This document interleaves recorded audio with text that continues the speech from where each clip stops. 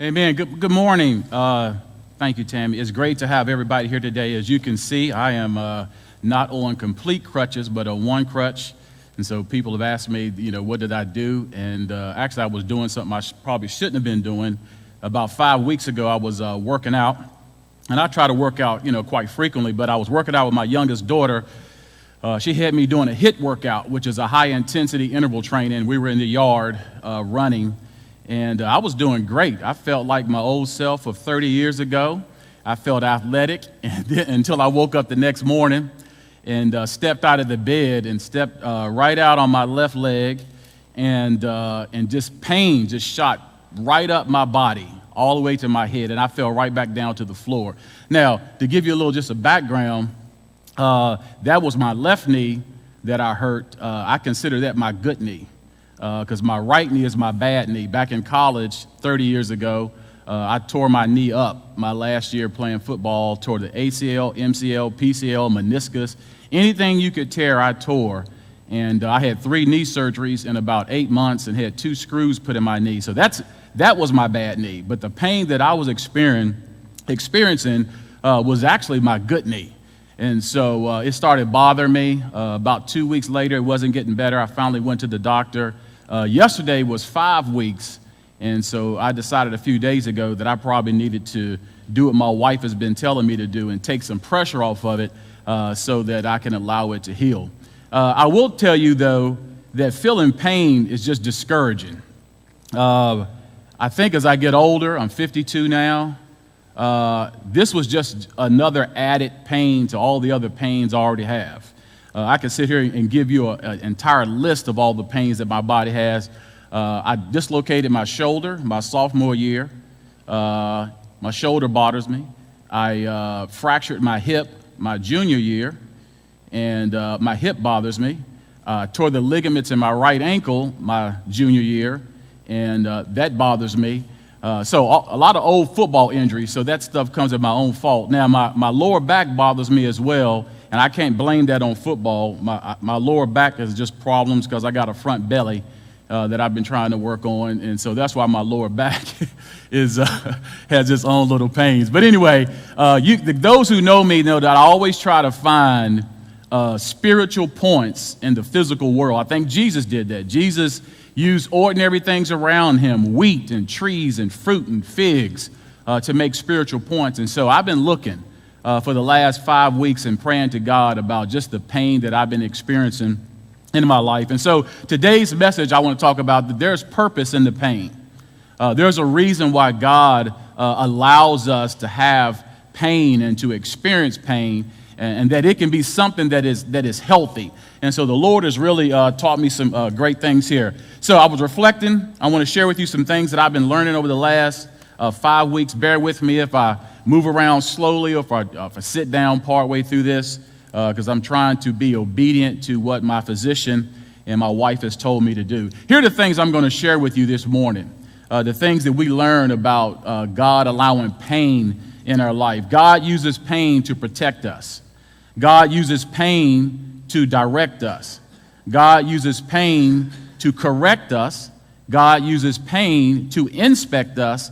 And God uses pain to perfect us. Now, if you look in the biblical text, you won't always necessarily see the word pain. It's throughout the scripture, Old Testament and New Testament, but you will see pain's synonyms. You'll see words like suffering and affliction and grief and trouble and trials and tribulation. You might even see the phrase, and we'll talk about this morning, is going through the fire, being refined in the fire. All of these suggest that God has a purpose in the pain that we get to live. Let me start off with the first one here, the pain to protect. God gives us pain in our life because he's trying to protect us. And how does pain protect us? When I was hurt a few weeks ago, I decided I was just going to keep on moving. My right knee had been hurting for 30 years, and I managed just to kind of just walk and play right on through it. I figured I'd do the same thing with my left knee, my good knee. And then after 2 weeks, I told you I had to go to the orthopedic surgeon. I finally just couldn't take it anymore. And I went to the doctor, and the doctor suggested all kind of treatment options, from taking ordinary non-steroidal anti-inflammatory drugs all the way up to suggesting that one day in the future I might need a knee replacement. And so his first thing he says, well, if you want to stop the pain, we can stop that today. If I give you a steroid shot, the inflammation and the pain will stop immediately. Now, I'm not new to steroid shot because I've had those before. And the doctor looked at me, I said, I'm in terrible pain. And he says, well, I can give you the steroid shot. And I said, I can't take that steroid shot. He goes, well, why wouldn't you want the steroid shot? And I said, because I know the steroid shot is going to work. It's going to relieve my pain. And that's the problem.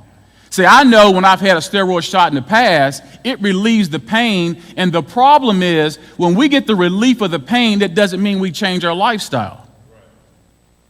I know that if my knee is not hurting, I'm going to go back to doing the things that I did that got it hurt in the first place. I'm going to feel good about myself. That's the problem with relieving our pain. And if you think about the kind of culture that we live in a culture where we don't want to feel pain. The first thing that we do when we feel pain, we take something forward to relieve it. And when we relieve the pain might go away, but guess what? The injury does not. The hurt does not. And we've all been taught collectively that when you have pain, you play through it. I told you about my hip and my shoulder and my knee and all those different things. I didn't tell you the details of it. See, the reason why my hip hurts today is because during my sophomore year, I got hit playing in a football game. I could not walk. They had to carry me to the sideline. And I sat on the sideline until halftime. And then at halftime, the doctors came over with a needle and they shot me in the hip. And the pain was gone. And I actually went out and played the second half. And then when the game was on the way back from Colorado to New York, the pain came back so fierce that I actually had to lay in the aisle of the airplane until we landed, got out, got in an ambulance, and went straight to the hospital, where I laid in a hospital bed for a week so that I could play again the following week. And so the reason why I got hip pain today is because I played through the pain and I caused further damage. The same is true about my left shoulder. I dislocated that my sophomore year. I missed half a game. The very next game, they made a brace that could go over my shoulder. So for the next 3 years of college football, sophomore, junior, and senior year, I played every game with a brace on. I could play, but my shoulder never healed. And I played through the pain. And I got out there and I got hurt and the injury never healed. The same is true about our souls. In Matthew chapter 11, Jesus says, "Come to me, all of you who are weary and burdened." And he says, "I want you to learn from me. Take my yoke upon you and learn from me." He said, because my burden and yoke is easy and light. Jesus wants us not to be in pain just for the sake of being in pain. He knows we are. And we live in a world right now, I think the problem with pain is that we want to get rid of it. And I might take Motrin trying to get rid of the pain of my knee, but I think about some of the pain that we have in the world that impacts our souls. Not just our physical bodies, but impacts our souls. And I'll tell you, after 26 years of ministry, there is one hurt that I see in all human beings, that people try to relieve that pain, and that hurt is loneliness. Now, you might sit there and go, well, we're not lonely. You might be sitting at home right now streaming this on Facebook and say to yourself, I'm not lonely. I have 5,000 friends on Facebook. And I think we have been fallen into this social myth that if we have all kind of social friends and social connections, that we actually have relationships. And what I find in my counseling and interaction with most people is that most people don't have the relationships that they think they do. I have so many friends in particular that are single Christians in particular, that have, I believe, this pain of loneliness. They're going to weddings and seeing people get engaged, and they sit there and there is this sense of pain that overtakes them because they want to be in a relationship. I don't know how many of my friends on a weekly basis tell me or ask me, are you still praying for me to find a husband or for me to find a wife? Because people want that, and a lot of single people are sitting at home by themselves. And so since we're taught that it's not good to feel the pain of that, you try to relieve it. So what can you take to get over loneliness? You can end up in the arms of a man you're not going to marry or a woman you're not going to marry. That's the drug. That's the antidote. That's what makes people feel good. When you're lonely, you figure out, how can I deal with this loneliness? And then we have older Christians and older people who have lived a long time and are dislocated and not connected to children and grandchildren. And so I know we have older people that are sitting at homes. Perhaps their friends have since passed away and they're not out as much as they used to be. And there's a sense of loneliness there. And that loneliness can seed itself into bitterness, becoming socially disconnected and distant. You feel like nobody cares for you. These are my encounters with people about this pain of being lonely. And Jesus says, come to me, those of you who are weary and burdened, and that Jesus would give us rest for our souls. God doesn't want us to relieve our pain, because when we relieve our pain with other things, all we're doing is creating the opportunity for further injury to our souls and further injury to our hearts and minds and spirit. We can't cover that up. We live in a country right now where we've had all kind of addictions. We have opioid addictions right now.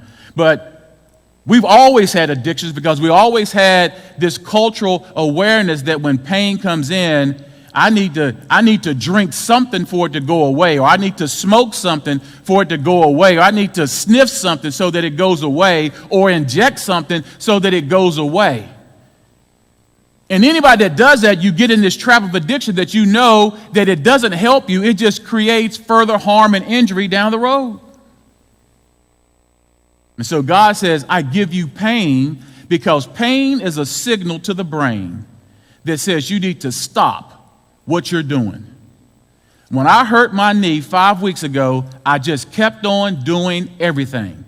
I kept on trying to walk. I was still working out. I was painting in my house. I was doing HIIT workouts. I was limping around.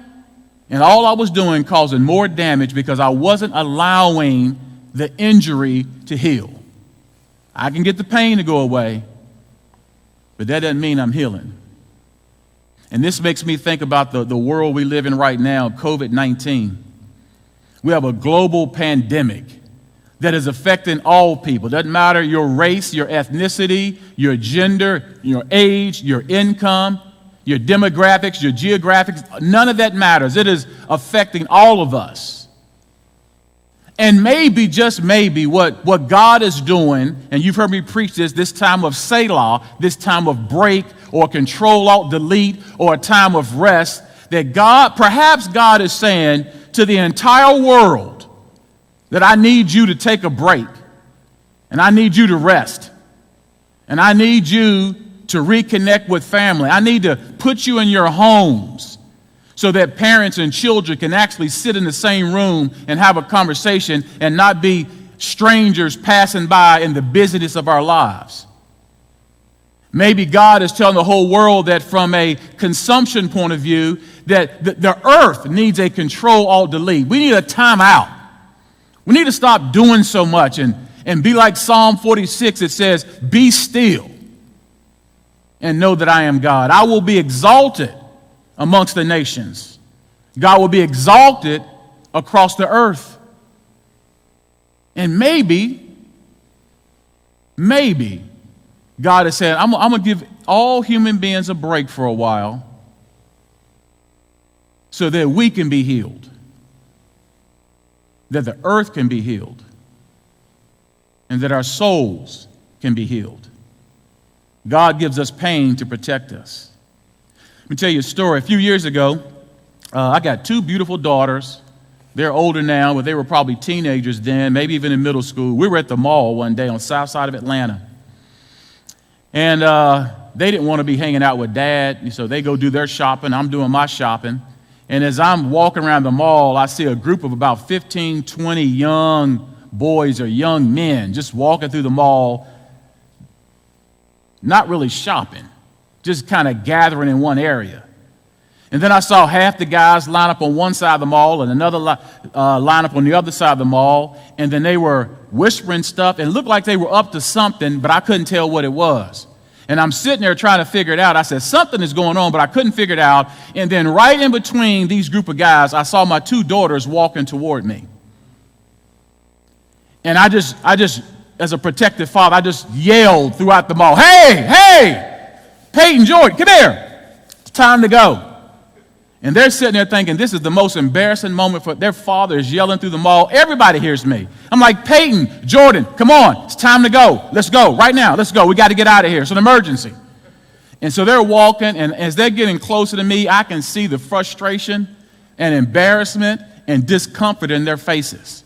And they're looking at me like, why are you putting us on blast in the middle of the mall? And so we left the mall. And I know they were upset. And that upset, embarrassed feeling was discomfortable. It was not comfortable for them. I know that they were frustrated, anxious, and could not believe what I had done. The ride home was quiet. They couldn't believe I was yelling in the mall for them. And then we get home. And later on that night, the news is on. And the headline says that there was a gang initiation at the mall. And these gang members were snatching up young girls and young women. And Atlanta is probably the #1 city in the country for sex trafficking. And I looked at the TV and I said, that's what I thought. That's what I saw. And I told my daughters, I wasn't trying to cause you any pain intentionally. I was yelling your name because I sensed something, even though I couldn't tell what it was. I sensed something wrong. I sensed harm coming to you. So the pain you felt from me was really an act of love.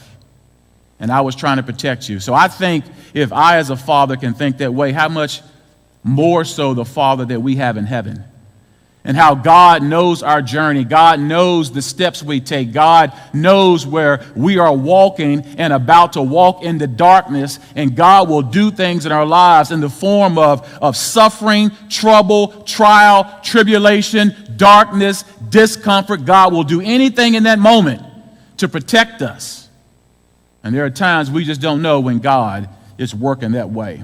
So God uses pain to protect us.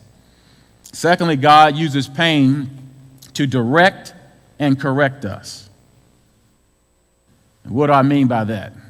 I won't have you turn there, but trust me, it's there. The last part of Luke chapter 8, there's two miracles there.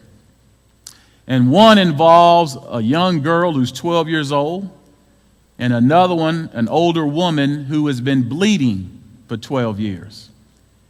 And the story begins off, there's a father named Jairus, and he's the synagogue ruler. Let's just say he's the modern day pastor of a church.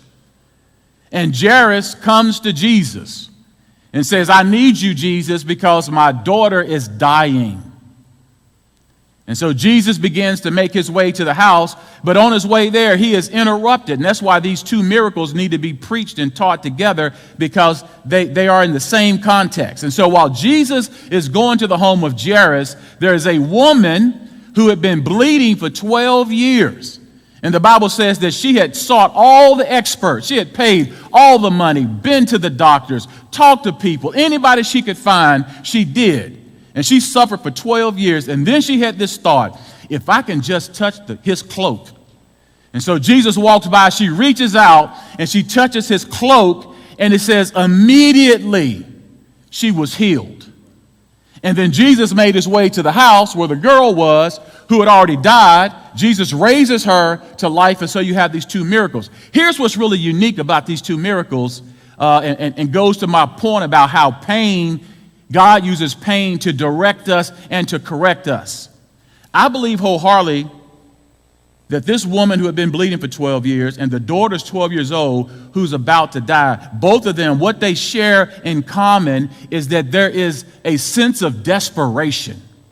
There's a sense of urgency. There is this sense that the pain of these two stories have actually reached the point where people said, I need Jesus. I didn't try the doctor. I didn't try a counselor. I didn't try a therapist. I didn't try paying money here. I didn't try praying. I didn't try this. I just saw this person. And finally, both of them, the father, he's the one that people would go to for help. He's the pastor of that local church. And so people would come to him. Now he's having to come to Jesus. And I don't think his daughter dying was something that was immediate. I think they probably first tried to check her temperature, get her comfortable, feed her, take care of her, and her condition worsened. And it finally reached the point that this guy, the spiritual leader, who everybody else is coming to, finally said, enough's enough. I have reached the point. I got my pain threshold. I need to go find Jesus. And the woman does the same thing. I heard about this guy, Jesus. I done saw everybody else. Nothing has worked. My condition is the same. My pain has not changed, other than just increasing, and it inspired both of them to move and do something. You know, if you ever been in a hospital room, it doesn't matter what hospital it is, it doesn't matter what room it is, you're going to have in front of your bed a pain assessment table. And the doctors and nurses, they'll come in, and it has all the little smiley faces and stuff on it, and the numbers. And they check your blood work and do all that stuff. They come in, they always ask the patient, today's a new day. Can you tell me, if you look at the chart right here, what pain level are you at? And you look at it, you say, oh, today I'm feeling better. I feel like I'm a 4 or 5 today.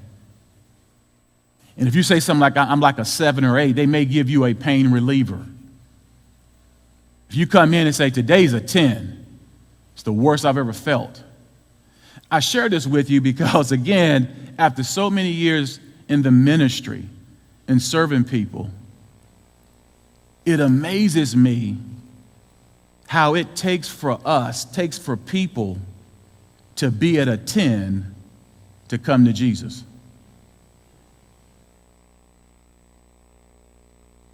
I've spent many years trying to inspire people to make Jesus as Lord. I'm not trying to have a church where we're filling the pews up. I'm trying to make disciples and get people to understand the lordship of Jesus Christ and following Jesus and taking it serious, watching our life, watching our doctrine, and living in a way where we are ambassadors of Christ, ministers of reconciliation. We understand that the world is lost, and we came to seek and to save the lost, trying to inspire people to do that. And I see people come, and I've seen people go. And I've seen people that I've been there, and I've been trying to persuade them that Jesus is the answer, and they just don't see it. And in all of these, I can say this. I always have this thought in the back of my mind. You haven't experienced enough pain yet. That's why you don't see the need for Jesus. You're going to walk away from church and Jesus because you think the answer is out there. You think there's another expert on your life. Well, God is the greatest expert we have in life because God created us. God knows us. His word tells us how we can manage and fix and subdue and control and love our own lives. It's all right there. And people go, I think I'm going to go elsewhere to find the answer. And I've actually said to some people, you'll be back. You just ain't had enough pain yet. Countless people have called me later. You go for a regular old doctor's exam, and you get a scary health diagnosis. Scares you to death. They got to run more tests. They got to bring you back. Oh, people get to praying then. See, pain converts us. God uses pain to really direct our lives. God uses pain to correct the paths we're on. We get in trouble. You do something bad, you get incarcerated. I always get the first call. As a pastor, I might be ignored in the ordinary, routine, mundane things of life, but when disease or incarceration or unemployment or death, I'm the first one people call. But maybe that's the way it's supposed to be. Maybe it's designed that we only seek the Lord when we're desperate and urgent. But if that is true, if that's the way we finally get to Jesus, then just imagine if you haven't come to Jesus, what's in store? I will tell you right now that if your pain level is 0 and you're smiling, Jesus will embrace you. You don't have to go to hardships and trouble and trials and persecution in order for God to direct our lives, because he will. Think of a moment about Jonah. God came to Jonah and said, I got a mission for you, Jonah. I want you to go over to Nineveh, and I want you to preach to the Ninevites, get them to repent. And Jonah said, I don't want to do that. Ran in the opposite direction to Tarshish. God said, you can't outrun me. He got swallowed up by a big fish. That's painful. That's a painful situation to be inside a big fish. Inside the big fish, he changed his mind. He changed his heart. He changed his direction. He corrected his lifestyle. Got out the fish, and he finally went to Nineveh as God told him to. Saul becoming the Apostle Paul is because Jesus got in there and changed, made his life uncomfortable. Jesus met Saul on the road, and all of a sudden Saul couldn't see and couldn't eat and had to be led into Damascus where he was told what to do. That's the transition from Saul to Paul. God changed the direction of his life, corrected the path he was going. He was a terrorist to the early church, and he became the great missionary, the Apostle Paul. God uses pain and discomfort and affliction and grief and circumstances and trouble and trial and tribulation, whatever word you want to use. God uses those things to shape the direction of our lives. And so when you're going through something, it'd be good to ask the question, God, where do you want me to go? What are you trying to show me right now in this situation that I'm in? God directs us and God corrects us. God also inspects us and God perfects us. In 1 Peter chapter 1, I wanted to read this. Peter's talking about the great salvation here. And he says in verse 6, in this you greatly rejoice, though now for a little while you may have to suffer grief and all kinds of trials. These have come so that your faith of greater worth than gold, which perishes even though refined by fire, may be proved genuine and may result in praise, glory, and honor when Jesus Christ is revealed. And though you've not seen him, you love him. And even though you do not see him now, you believe in him and are filled with an inexpressible and glorious joy. For you are receiving the goal of your faith, the salvation of your souls. This text here is written by the Apostle Peter. Peter understood what it meant to have his faith tested. He was one of the main followers of Jesus, not just a part of the 12, but he was a part of the 3, Peter, James, and John. And Peter's the apostle that Jesus gave the keys to the kingdom to. Peter's the apostle that would preach the first gospel sermon in the book of Acts. But Peter is also that follower, that leader, that brother who denied and disowned Jesus at the crucifixion. Now, all the apostles ran and Judas betrayed him, but Peter was one of them. And Jesus had actually told Peter ahead of time. And Peter says, if everybody else leave you, I will never leave you. And Jesus says, wait till later on. That's my paraphrase. You're going to deny knowing me 3 times. And that's exactly what he did. And the reason why Jesus knew that, because in Luke 22, Jesus is having a conversation with Peter. And he doesn't call him Peter, the name given to him earlier because he was going to be the rock. Jesus refers to him as Simon, which was his real name, until Jesus changed it. And he said, Simon, Simon, Satan came to me, and he wants to sift you like wheat. And when you sift wheat, you crush it to get the outer shell off, and you throw it in the air, and the wind blows away the shake, the stuff you don't need, and the solids hit the ground, but you're being crushed and blown away. And so when Jesus tells Peter, Satan came to me and wants to sift you like wheat. And let me pretend for a moment that I'm Peter. If Jesus tells me Satan wants to sift me like wheat, I'm going to look at Jesus and say, so what did you say? What you going to do about it? Did you tell him that ain't going to happen? Did you tell him don't mess with your boy? What did you tell him when Satan asked that? Did you say yes? No way, leave him alone? What did you say? And Jesus says, I pray for you. Don't it sometimes bother you when you ask people for a need and they go, I'm praying for you? You go, I want more than prayer. Jesus says, I have prayed for you, Simon. I didn't tell Satan not to sift you as wheat. He's going to sift you as wheat. And Jesus, I have prayed for you, Simon, that your faith will not fail. If I'm Peter sitting there looking at Jesus going, you prayed? That's your answer to Satan sifting me like wheat? He's a bad dude. You prayed for me that my faith will not fail. Jesus, I prayed that your faith will not fail. And then Jesus says, and when you have turned back, come back and strengthen your brothers. You can't turn back unless you've been turned away. So he's telling Peter, I have prayed for you. I have prayed that your faith would not fail.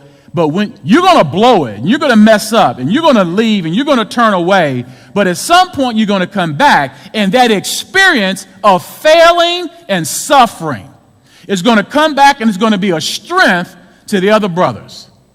Sometimes people need to see people fail and struggle and come back strong.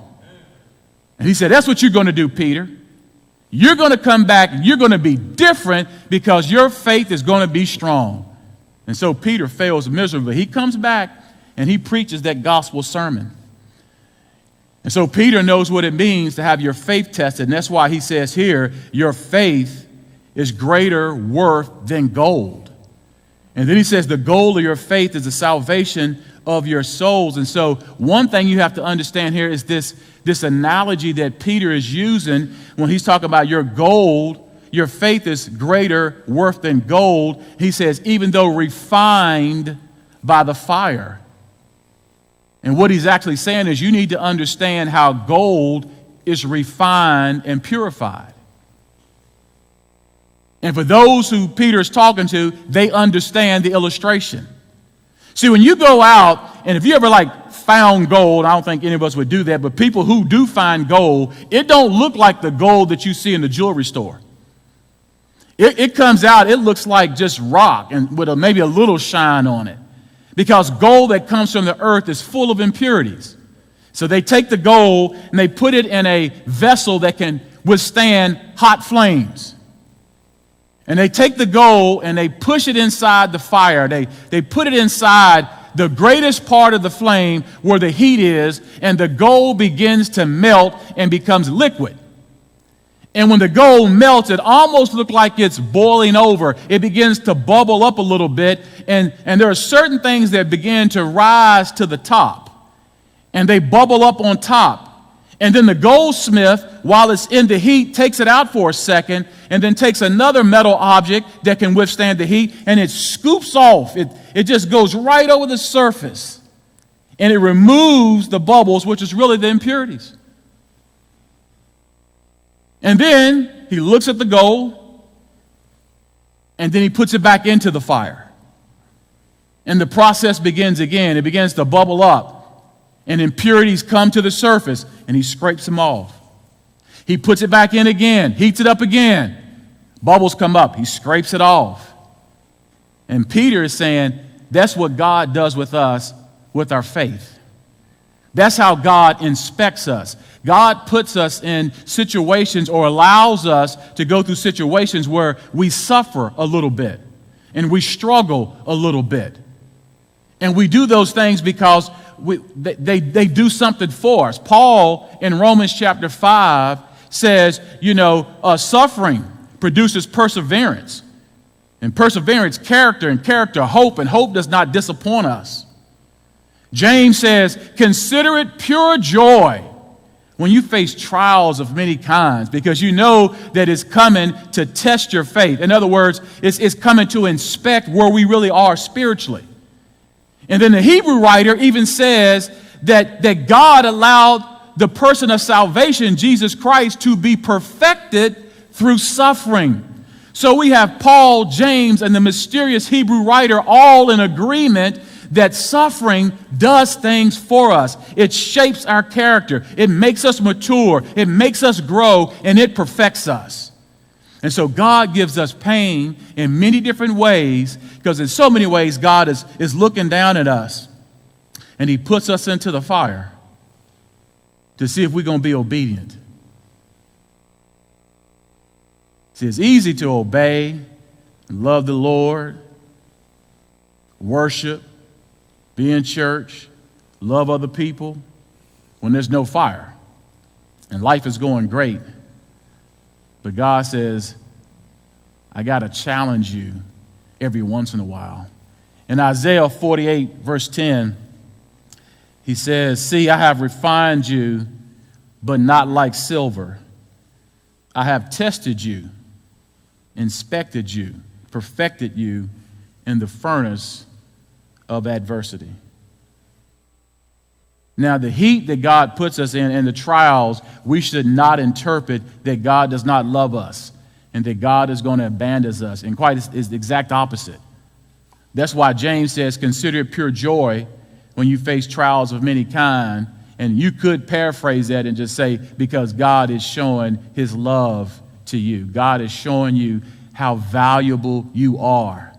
And that all of us are at some point are like the dirt or metal that comes out of the ground that's gold, but has this potential to do awesome things for the Lord and to do awesome things in the world. And God says, I got to get you from being marred and scarred to looking like a piece of gold that is shiny and bright and which people value. And we do that through pain. Paul writes in 2 Corinthians chapter 3, he says, we all have unveiled faces, and we all reflect the Lord's glory, and we are being transformed into his likeness with ever-increasing glory that comes from the Lord, the Spirit. So maybe you're sitting there listening to this and going, okay, I understand, Ben, you're talking about trials and grief and tribulations and trouble and all that stuff is fine. How long does it last?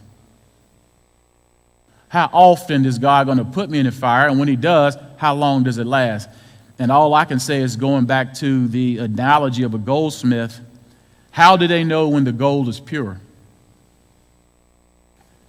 And what they do is they put the gold in the fire, they bring it out, they scrape off the impurities.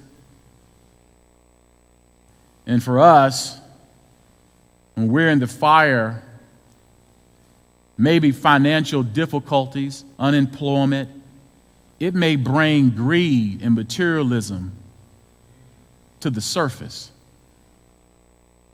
so that it can be burned away. Maybe we're not doing great at work and struggling at work, and maybe not doing great at work may bring pride to the surface. Maybe a parent-child are clashing one another, and maybe selfishness and disobedience comes to the surface. And obedience and generosity comes in and takes over. God brings these things to the surface, and grace wipes them away. and God will put us back in the furnace. Because the way the goldsmith works, they keep putting it back into the heat and then scraping it until they can look down in the gold. And it says when they see their reflection in the gold, it's now pure. So maybe God gives us pain, grief, struggle, trouble, tribulations, afflictions, and he does it, and he takes a look at us, and he goes, they're ready. Because we have become transformed into the likeness of our Lord with ever-increasing glory.